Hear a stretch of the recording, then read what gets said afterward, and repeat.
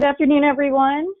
Thank you so much for joining our webinar, Virtual Card, Secure, Faster Payments that Pay You Back, co-hosted by our partner, CSI. Before we actually kick off the session, I've got a couple of housekeeping items for you. So first of all, we will have time for questions after the session. So if you have a question as we're going through the presentation, you can always type your question into the GoToWebinar console where it says questions, and we'll address it at the end. And afterwards, if you'd like to rewatch or share the session, you're actually in luck because we will email the link to the replay of this session to you likely tomorrow. So just keep an eye out for it in your inbox. And now, Chris Dinkler, our Senior Vice President of the Business Automation Group at Enverus, would like to say a few words to you about the new payment solution we're discussing today. So Chris, I'm going to hand it over to you. All right, thank you, Susie, and thanks everybody for joining on this webinar regarding our payment solution and our partnership with Corporate Spending Innovations. We're super excited to bring this to market.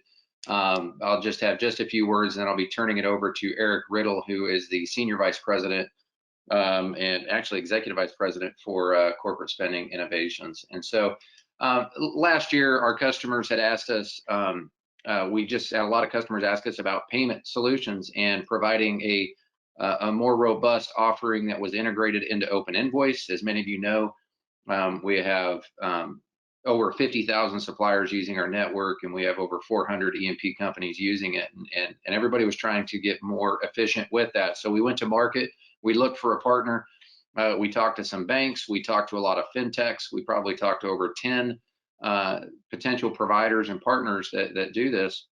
And what some of you don't know is we already do print mail for AP checks, and we already had provided that service, and we do that for customers such as Marathon and others, but we wanted to expand that offering to an integrated ACH and virtual card offering. And so today we're going to be focused on virtual cards, but I just wanted to say a few words about why we selected Corporate Spending Innovations. We were looking for a partner who could be nimble and who could also very well backed, had the technology wherewithal, and really and integrated with multiple solutions. Corporate Spending Innovations fit those criteria. We did a very thorough RFP, and what we found was Corporate Spending Innovations, we worked with Visa and MasterCard. They also had the technology backing. They're backed by Edenred. Edenred, if you don't know, is one of the largest payment solutions in the world. And so they brought a lot of expertise to the market. And then what we found was they integrated super well with our supplier onboarding team. And so those of you have probably already have experience working with our supplier onboarding team. And so we found our ability to be able to bring to market a solution that allowed customers to see results. We heard from customers that they've tried virtual card, they maybe didn't get the results that they wanted. And what we found was that was typically because some of the solutions that they were using, whether it be a bank or another solution, weren't as adept at supplier onboarding and retention. And with our team, with our supplier onboarding team, with our supplier portal, matched with Corporate Spending Innovations focus on working with suppliers, onboarding suppliers, it was a really great match. And so super pleased with the partnership thus far. Number of customers that have engaged us already. And so hopefully you'll learn a little bit here. And if you like what you see, talk to your account director, and they'll be happy to talk to you a little bit more about that. So with that, I'm pleased to introduce a friend now and colleague, Eric Riddle, Executive Vice President for Corporate Spending Innovations. Thank you so much, Chris. I appreciate that introduction. I hadn't thought until now how difficult it was going to be to follow your voice. You've got that voice and a face, of course, for radio. So I really appreciate the introduction and look forward to working with you. Well, first of all, thank you all for joining today. I really appreciate the opportunity to chat with you about what we do at CSI and also about the market in general. We'll keep this highly educational. So I think you'll enjoy the agenda we have put together for you today. Just a little blurb on myself. I've been in the procure-to-pay space for about 20 years. My gray hair shows that I did some things prior to that, but for the last 20, have been in procure-to-pay specifically within the technology space. First 10 years of that 20 was in procurement, so I was part of the original automation of the procurement process with e-procurement solutions, sort of automating workflow. Spent some time with a few different technology providers there, progressed into sourcing, into contract management, and then for the last now 11 years, I've been in the financial side of the procure-to-pay spectrum, ultimately spending the last year with CSI on the last mile of payment delivery, specifically with all payment types. So feel like I've had a chance to see and follow the automation path of the procure-to-pay spectrum, and it's been a really interesting place to be. And I'm no less excited about this last mile as I was on the first mile back in 1999 when I jumped into it. So looking forward to the next several years and the continued innovation as technology continues to automate and streamline process. Today, we're going to talk a little bit about the world as it's changed. Obviously, we're in a very unique situation with working from remote locations, working from home. It's really, I think, had multiple types of impact on business, on personal relationships, as we can all feel and sense. So we'll talk a little bit about that. We'll talk about how payments are impacted specifically as a result of that condition that we're working through and dealing with. We'll make an attempt to identify the market opportunity. So why do payment companies like CSI exist? Why does Enverus have an interest in bringing this value proposition to you, their customer and prospect base?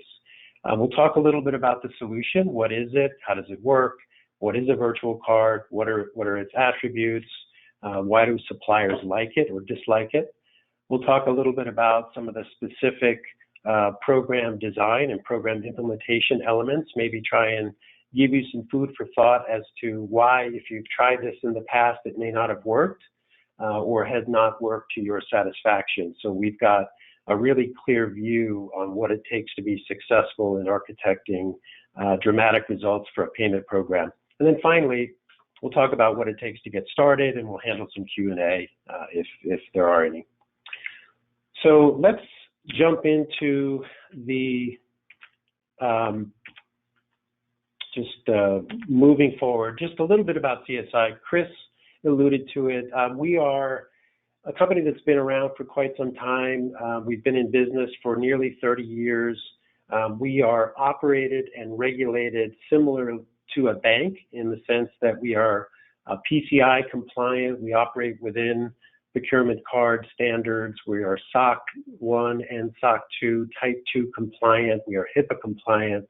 So we are very careful and tightly controlled as it relates to legal, technical, and operational requirements associated with those regulations. We've got several U.S. banks that use and leverage our technology as white label providers into the market. And we are very uniquely certified as both a MasterCard and Visa issuer. So we can issue both Visa and MasterCard, and I'll talk a little bit about why that's important in a moment.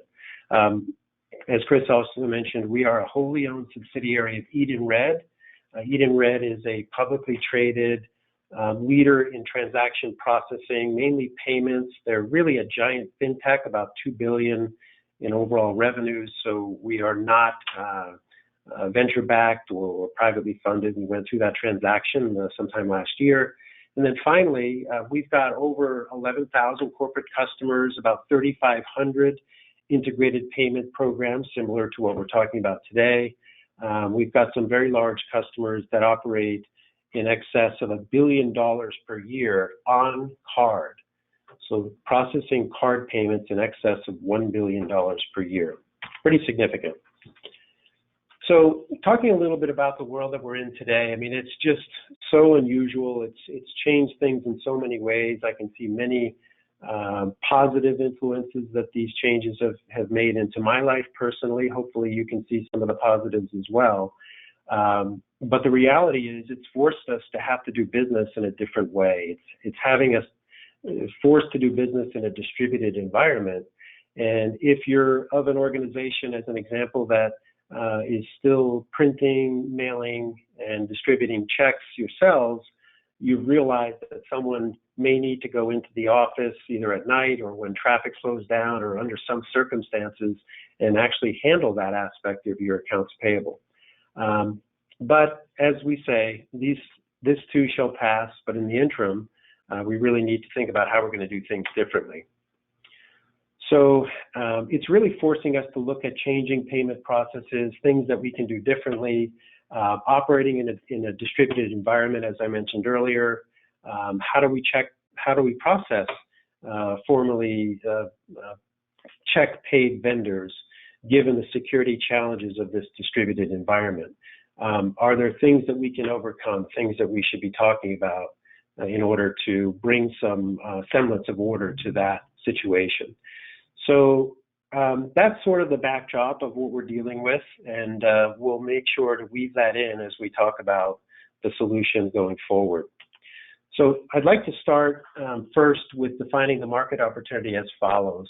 I would focus your attention to the right side of the screen under the B2B heading.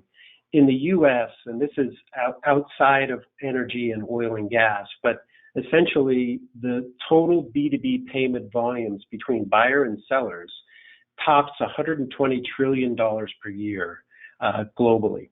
In the US, that number is $25 trillion alone. And what's important for us to consider on this conversation is that 4% of that is currently automated by virtual card payment or credit card payment. 36% of that 25 trillion is automated in some other digitized form of payment, leaving 64% of that volume of $25 trillion in the US alone that's still done manually via check or cash. So great opportunity relative to the rest of the world, which is far more automated. If you've operated in Europe, the concept of a B2B check outside of the US is an extremely foreign concept, no pun intended. So it just doesn't exist. So we've got to get with the times. I think our situation now is forcing a lot of attention on this matter, as is the efficiency opportunity and the opportunity to generate new income streams that the rest of the world has been aware of for some time. So how do we quantify that? In the US, against that $25 trillion in B2B payment volume, companies spend about $26 billion a year simply issuing and depositing checks. These are processing costs associated with the creation and the receipt and the reconciliation process associated with making payments today. Additionally, in the US, even though we have that level of inefficiency that's costing $26 billion to US companies, we've also got more than 1 million checks per day forged in the US. And that impact, financial impact, totals $18.7 billion. So in this Wall Street Journal survey, 75% of companies that had experienced that check fraud had reported an adverse financial impact, which again totals up to $18.7 billion. So here you have almost $45 billion a year in fraud and unnecessary, as we see it, unnecessary processing costs associated with making payments in an antiquated and inefficient way. So pretty significant driver in terms of activity associated with moving payments from manual paper-based forms to digitized forms. And frankly, this doesn't include another $50 billion opportunity for U.S. companies associated with new income streams. And that's going to come from rebates. So we'll talk about that in a moment. So how fast and at what pace is the market moving away from manual forms of payment? And I would focus your attention here to the lower section of the slide, where on the left, you've got the current distribution of payment type. 64%, as discussed earlier, is still done by a cash or check. 32% is done by ACH, normal, straightforward ACH, and 4% by a virtual card, per the survey we mentioned earlier. But if you fast forward 3 to 5 years from now, which is not a long time in the way things develop, you can see a migration, a dramatic migration over to more digitized, efficient forms of payment. I'll call your attention to the reduction in check volume, cash and check volume from 64 to 40. And where has that 24% of the 25 trillion in volume gone? Well, a portion of it, 8% of it, has gone to ACH, which is interesting and efficient for the buyer, but perhaps not so efficient for the supplier. When you as a buyer issue a payment via ACH to your supplier, it typically arrives in just a single lump sum payment to their designated bank account and doesn't necessarily have the ability to accommodate reconciliation detail. So there's still some processing work required on the AR side at your supplier's location. Virtual card has increased by 6%, up to 10% from 4%, which is great to see because that means companies will be taking advantage of rebate opportunity and income streams associated with paying via virtual card.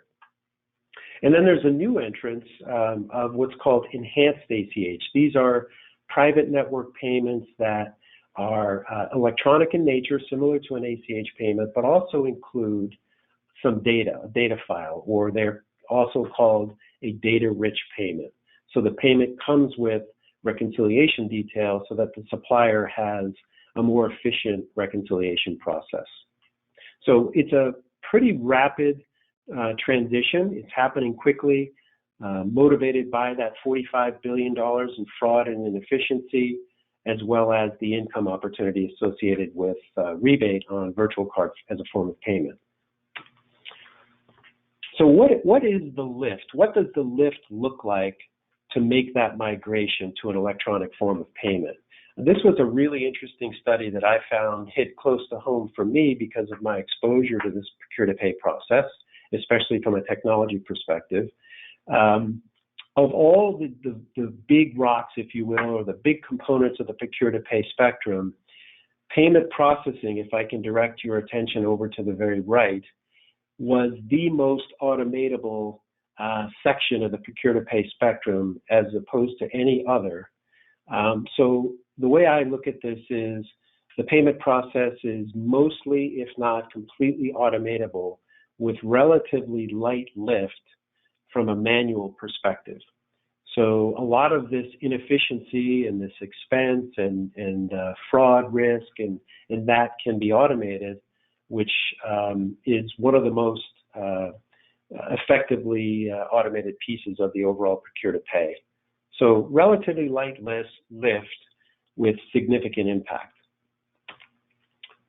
So now we'll transition and talk a little bit about the solution itself.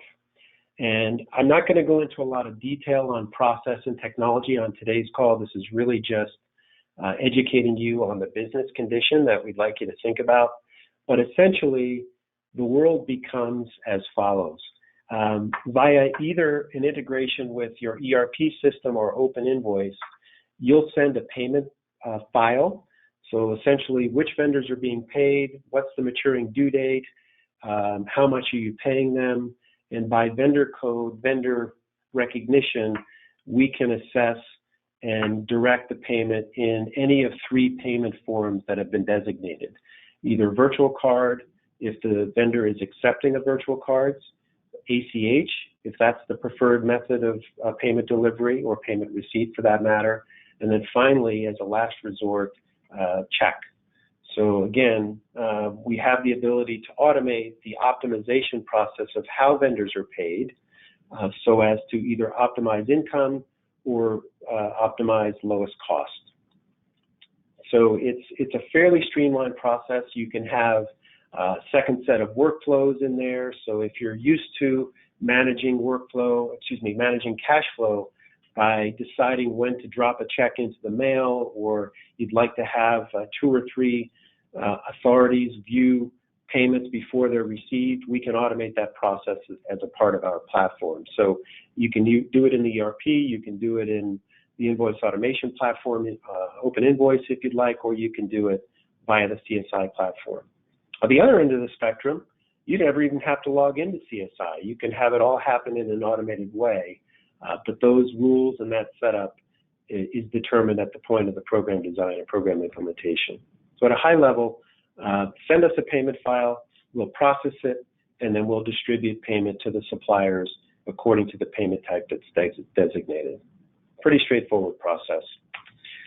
So let's talk a little bit about virtual cards themselves. In case you were unaware, virtual cards are essentially the same as a debit or credit card issued by an issuer such as CSI, but distributed via the MasterCard or Visa networks. And they are typically single-use in nature, so they're virtual, they're used once, and the number expires, the card expires. They can be and are typically restricted by merchant category codes, so that MCC is merchant category code, meaning that the card has to match a process that identifies the receiver as a merchant within the category that the card was designated to be sent to. They typically do have an expiration date.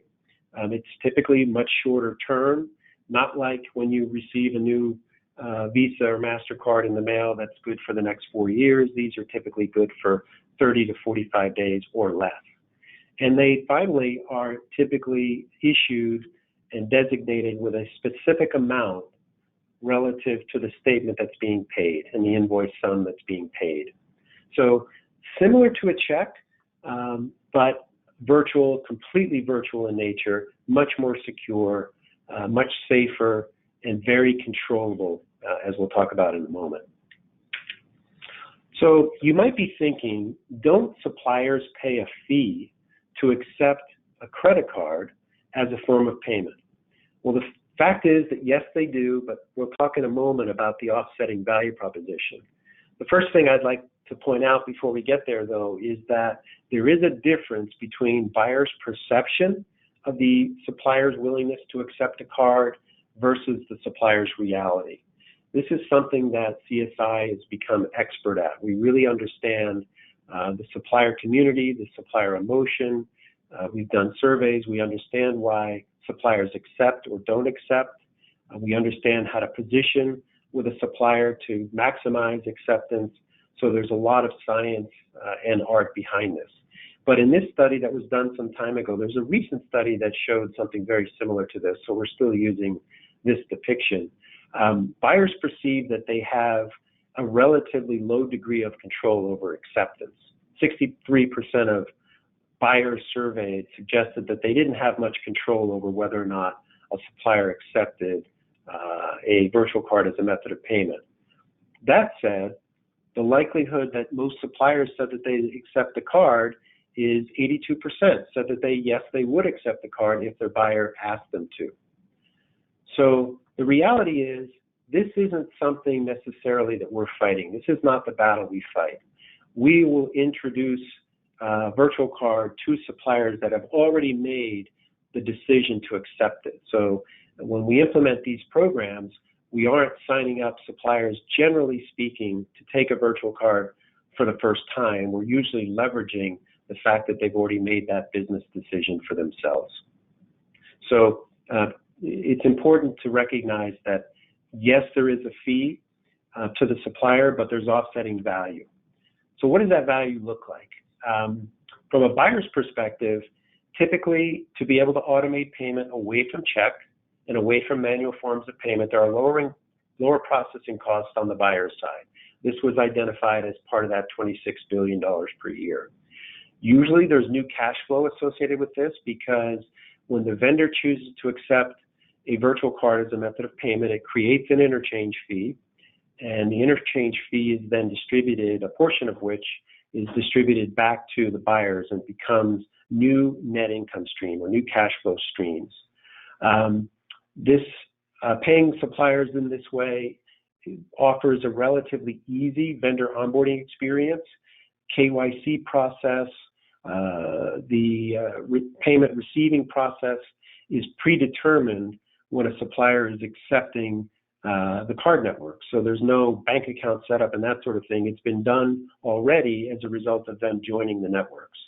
And finally, there's a more secure disbursement from the buyer initiation side with reduced exposure, check fraud specifically, that lowers that $18.7 billion we talked about earlier.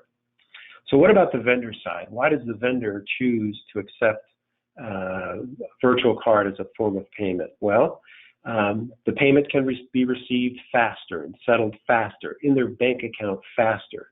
In some cases, 8 to 10 days. If you consider a check mailing time, check processing time, bank holding times, some suppliers say that virtual card, which is virtually settled instantaneously, or at least next business day, depending on their relationship with the merchant bank that brought them onto the network, they can reduce their DSO from your payments by as much as 8 days, which can be significant depending on the cash flow scenario for the supplier. Clearly, the payment is more secure. It's digitized. There's reduced exposure to fraud. It can't be intercepted in the mail. It can't be forged. So far more secure form of payment. Probably most significantly for high volume suppliers that are receiving payment via card versus check or other forms is the fact that we can include detailed remittance information along with the payment. In some cases, we can even automate the actual GL posting with a straight-through processing relationship, which will post the payment to their bank account via the network, but also provide an inbound reconciliation file that can be automated to post to their GL. So it's just a dramatic reduction in time and expense to receive payment.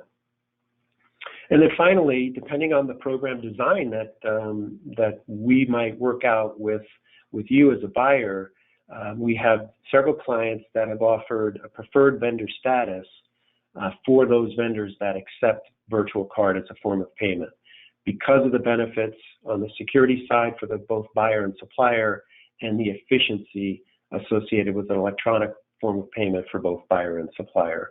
So in that scenario, we've got clients, buyer clients that will potentially offer increased spend from that supplier if they accepted this as a form of payment. So that we work out typically in a program design exercise. So how does this all come together? How do we take the opportunity that exists in the market, align the tools effectively? Well, we do that through a program design. Now, I'll offer this illustration for educational purposes. I will say that we do enter into programs, or have in the past, where the buyers have said to us, we'd like you to just see if you can bring these suppliers into the program and try and get them converted to card accepting suppliers. And usually, in terms of the overall opportunity for the buyer, that may or may not be an interesting place to start, depending on the suppliers that they've chosen. Do the suppliers accept card today? If they do, what's their negotiated interchange with the network? Will they accept card payments from you based on your volume? There's so many questions that are unanswered when we start there. The illustration attempts to say that when we start clear back at a comprehensive vendor analysis, where we look at the entire vendor file, we identify all vendors that accept. We then take that knowledge of accepting vendors and the associated volume and match it with our buyer customers' objectives for the program. Objectives could be things like maximize efficiency. They could be maximize cash flow through rebate. Depending on those objectives, when we start there and design a program that combines the opportunity identified in the vendor match, that I'll talk about in a moment, with the objectives of our client, we have a far better chance of representing full potential or delivering full potential in terms of cash flow and efficiency that our buyer clients are looking for. So the typical, and I would say this is more historical than now, I think the market is getting smarter, so we don't deal with this as much as we did in the past. But when we start at the very beginning, beginning at the vendor analysis, we can deliver the most optimized results for our clients. So what are the critical components to an optimized integrated payments program? Based on our experience with more than 3,500 of these implementations, frankly, some wildly successful and fully optimized, others at the other end of the spectrum with limited success due to program design flaws. We sort of have learned over the years what does it take to be successful and what are the pitfalls for success. And out of that experience comes the identification of these 8 critical components of architecting dramatic results, as I call this illustration. Regardless of whether it's with CSI or any other provider, these are the elements that are required to deliver program success. If you've had a program in the past that had not been the success you had hoped, it probably has failed in one of these areas. I'm going to point you, just for the sake of time, into 4 critical areas. So of the 8, these are the 4 that have the most influence on program success or mediocrity, or worse yet, failure. Again, starting with vendor analysis, really taking a comprehensive look at all your vendors, understanding who accepts today, what terms they may require in order to accept, when they choose to accept, or when they choose to not accept from one buyer to the next. Why does that happen? So we've got a lot of empirical knowledge at CSI because we've been doing this for so many years. We've got, I think the number recently was up to 900,000 directly accepting vendors for our various buyer programs across multiple vertical sectors. So we have a really good understanding of the profile of accepting vendors. So vendor analysis is where it all starts, and I'm going to show you an example of what that looks like in a moment. Second, and I would say of all, this is probably one of the top 2 most critical elements of success, and that really is program design. Program design, any program without an objective is a program that's destined for less than optimal results. So we really need to know and set some goals together as to what it is that you're trying to achieve from the program. So with the vendor analysis, we'll say, this is your broad-based opportunity. This is the true total potential. How much of that, by when, do we want to go after in terms of actual realization? So we've got to set an objective. Second, we have to understand your negotiation culture. What is your procurement culture or your posture with your vendors? Is it a sense of feeling that it's a customer type relationship, a strategic partner relationship, a very delicate balance of sensitivity in the relationship, or do you have more of a mandate culture, which would mean that you're going to tell your vendors how it's going to be done? So we see the full spectrum of cultures. We see mandate versus negotiate. We see active versus passive relationships. What's yours? And how is it going to influence your ability to achieve the results that we're looking for by working to convert check paid vendors or ACH paid vendors to card vendors? So it's really about those 2 main components of program design and ongoing program management that are critically important.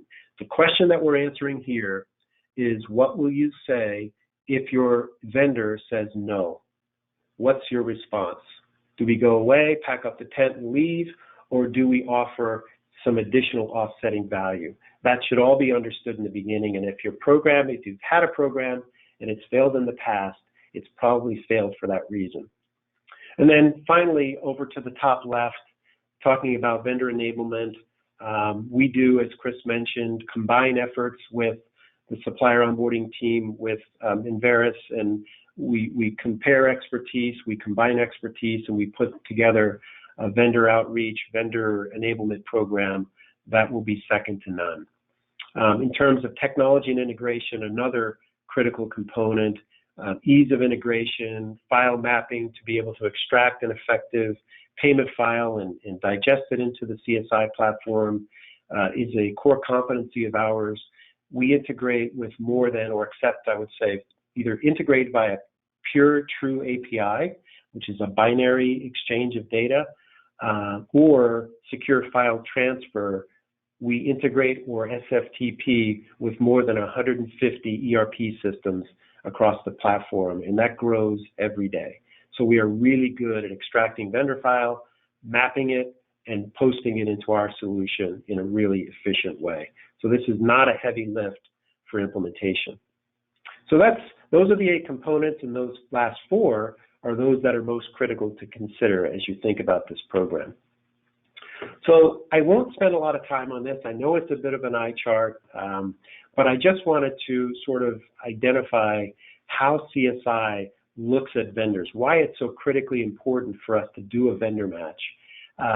This is a report that can be very valuable for you as you think about what your opportunity is. So in this example, we looked at somewhere in the neighborhood of 135 or 134 billion dollars a year in spend.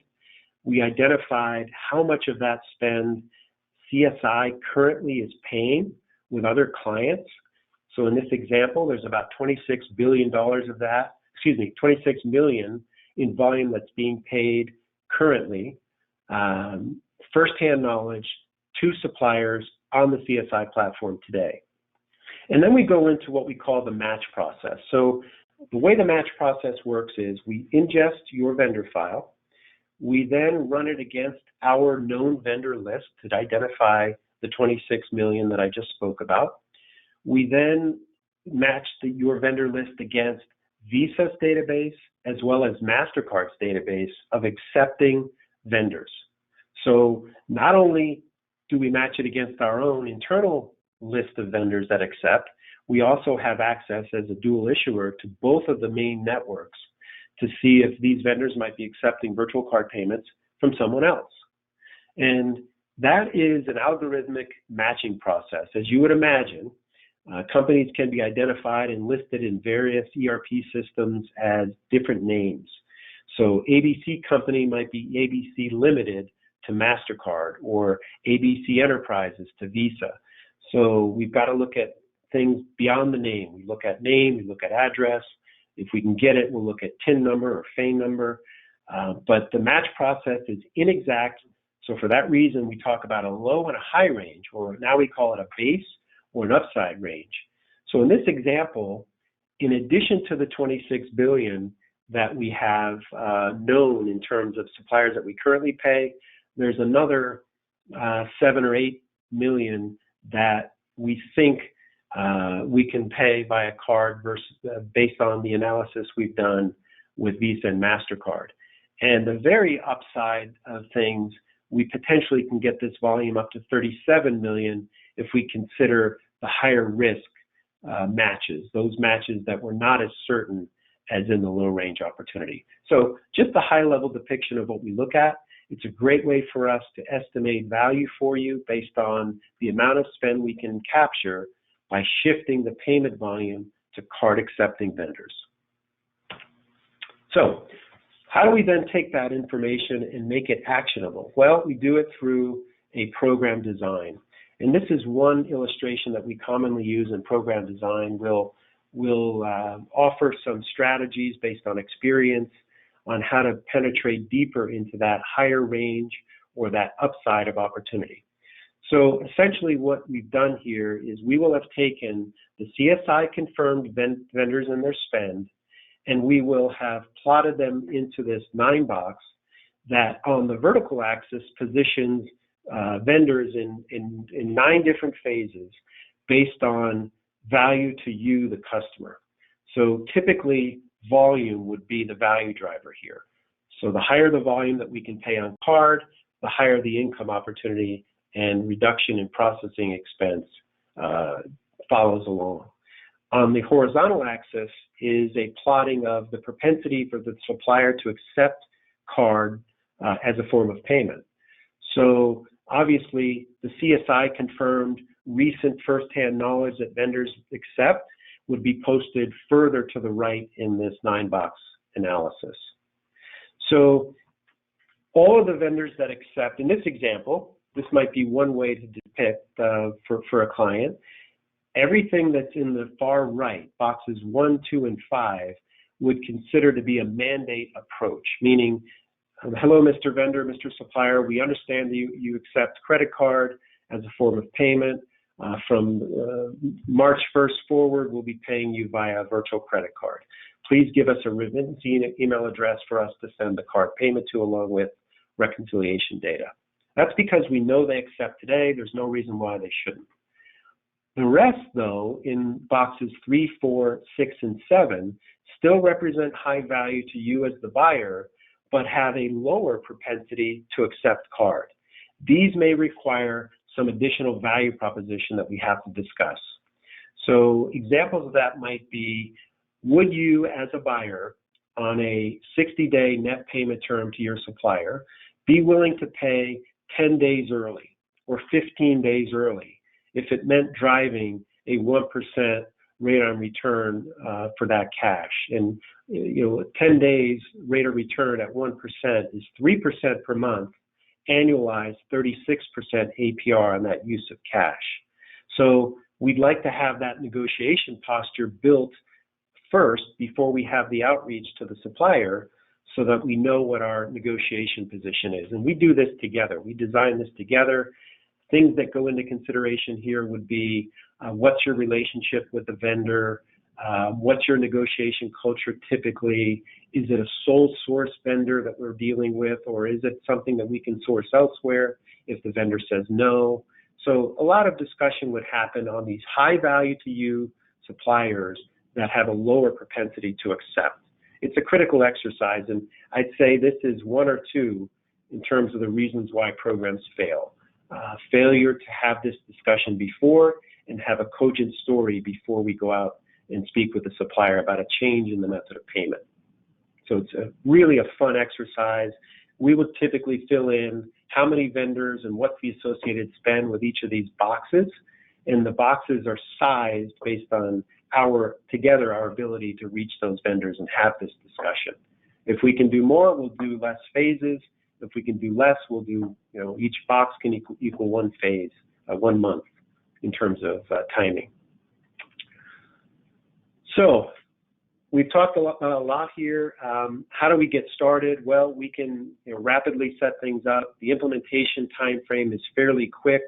Once we move through the agreements piece of the process, we're usually a 4-week to 6-week setup period. This is, again, not a heavy lift. It's a matter of a simple extraction of a payment file or leveraging an API that already exists, depending on the ERP. We can process, as Chris mentioned earlier, all payment types, not just virtual card. We've been more focused on virtual card today. We can eliminate these manual check processing and expenses associated. Given today's environment, we can process and approve and release check payments from anywhere on any device, as we are a cloud-based solution. We do not need to be locked to a specific printer or office environment to be able to do that. And we can create a significant opportunity for net new income through the rebate opportunity associated with vendor virtual card payments. So with that, I will turn it back over to the moderators and see if anyone has any questions. Thanks, Eric. We actually do have a few questions here. Let me pull my questions panel out. Okay. First question, is the check run instantly funded for the entire run, or is it only funded when they draw the funds? Yeah, that's a great question. Thank you for asking that one. The check funding would happen exactly the same way as it does today. The only thing that this team is processing on your behalf is the print and mail feature. We would still associate that print and mail sort of outsourced service to your transaction account that you've got on record. So nothing changes. We do not take possession of funds in advance of payment by a check. So it would happen exactly the same way as it does today. Next question, do you have any oil and gas users at present? We are very new to the oil and gas space. So the answer to that question is no to CSI. We do not. That's part of the beauty of this partnership. While we do not have the buy-side expertise of the oil and gas vertical market, we've got a broad-based, comprehensive, no limitation in terms of receiving market on the vendor side. So one of the things that Chris talked a little bit about why he was excited about this partnership, what I'm excited about from CSI's perspective as a commercial leader in the business, is that we are combining this deep knowledge and expertise on the preeminent brand in the oil and gas space with something similar on the vendor side. So no, we don't, but that's why we're so tightly partnered with Enverus. We're super excited about it for that reason. Perfect. Now, what you just said actually builds to this question. Is CSI an independent company, or is it owned by Enverus? Good question. CSI is an independent company. This truly is an integrated partnership. It's a business partnership, commercial partnership. It'll be a deep technology partnership shortly as we build out the integrations.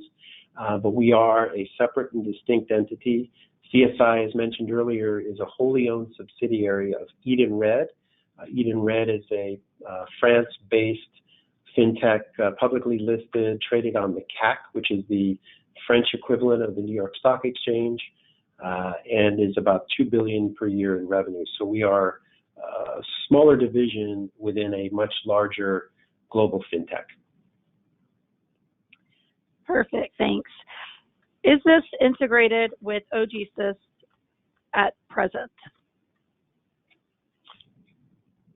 At present, it is not, but it is in scope for the next phase of the relationship to build the integrations. I don't know if Chris is still on and can speak to that, but that is the plan, at least on the drawing board, and we're moving faster down that path than expected. But as of today, no.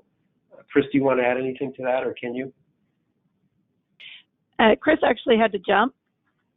Okay, good. Well, yeah, so there, I think you have your answer. As of phase one, no. Thank you, Susie. Sorry. Sure, no phase problem. two of the relationship will build the integration. Perfect. And how long is a typical integration period? Well, I'll separate the question on integration from implementation. So integration, as I said earlier, we typically can give a template that can be used to extract a payment file from virtually any ERP system. So we would provide any of our buyer clients with a list of fields that we would need, and then our internal technology then maps that data to its rightful place within the CSI platform. So the integration from it in its very basic form in terms of a file transfer protocol, as we're talking about, can happen as quickly as you can extract the payment file. So it's really a non-issue. I can tell you CSI has not invested in detailed APIs, nor is it necessary for the 150 ERP platforms we're receiving data from today. It's a very light lift. It can be done in minutes and hours versus days and weeks. Now, on the implementation side, analyzing the vendor match, building the program design with our client, coincidentally managing the file transfer, mapping the files, making sure that everything is being received in the CSI platform as intended from the ERP system on the buyer side. That whole process to go live takes between 4 and 6 weeks. That being said, we do have exceptions. Recently, we brought a very large customer of ours that's processing more than $1 billion per year on virtual card across thousands and thousands of transactions. Their go live period took from start to finish about 2 weeks. But the expectation that we like to set is between 4 to 6 weeks from contract signature to launch to final go live. Okay. Next question. Do the suppliers have to claim their payments within a certain time frame, and what happens if they don't? They do typically need to do that because, stemming back to the comment on the virtual card profile, they typically do have an expiration date. So we would, in the program design, be careful to make sure and understand what would be the reasoning, what is the normal behavior that a vendor may have before they take payment. So, if we determine that we need a 30-day expiration time frame because of the vendor's ability to get to the to the process, then that's what we'll do. Or we'll look for ways to make them more efficient on the receiving side so that they don't take as long. But the answer to the question directly is yes, there is an expiration date to the card, and they would need to take and settle payment, authorize and settle payment before the expiration date. But we have flexibility in terms of the expiration date timeframe itself. Excellent. Here's a great question. So we've talked about payment to suppliers, but is there additional consideration to other payments for royalty owners or working interest owners being considered? Yes, we are having those conversations today. The initial out-of-the-box first phase of the relationship was really to focus on AP payments, but there are ongoing conversations about the ability to process all forms of payment, for Enverus customers, to include royalty payments. Those conversations are active and ongoing as we speak. Perfect. So it looks like CSI has a presence in Florida. Do you guys have a presence elsewhere in the United States? We do. We have offices in New York. We have offices in Dallas. Today, those are our three main processing hubs. We've got business continuity centers and disaster recovery locations in those two outside of Florida. For obvious reasons. We do get a hurricane once in a while here, so we have to be able to operate from different parts of the country. Our main data center and operational location is here in Bonita Springs, just north of Naples in Southwest Florida, but we do have redundancy centers in Dallas and New York. Excellent. And I know that our listeners in Houston can definitely relate to the hurricane issue as well. So, understood. Yeah. Could you speak to the cost of the solution to the audience? Sure. Yes. Well, you'll be interested to know that for the most part, this is a 100% vendor-paid model to the buyer. So all of the costs and fees associated with all forms of payment are typically borne by or borne out of the interchange that's associated with volume that's paid by a virtual card. So again, as part of the vendor analysis, we will identify how much volume can be paid on virtual card, and we'll identify the gross income that'll be generated from that. And then any expenses such as per check processing fees or implementation fees, any kind of nominal fees associated with the program, which are very insignificant, would be borne out of the supplier paying them in the form of interchange. So there is virtually no cost to the buyer for this program. It is a net cash flow positive proposition in the sense that it can reduce processing footprint on the buyer side, but also create income via the interchange and rebate. Excellent. Do we have any other questions? Eric, do we have our contact information on the Yes, we sure do. slide deck here? Excellent. Okay. It looks like we have answered everybody's questions, so thank you for sending those in, guys.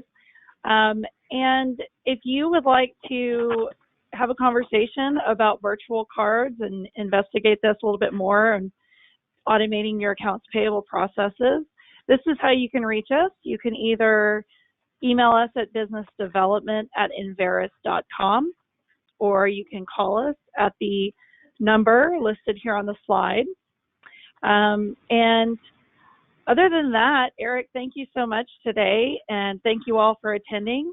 And as I mentioned, we will be sending a follow-up email with the replay of the recording, so keep an eye out for your email inbox. But until we meet next time, everybody stay safe and have a great rest of your day.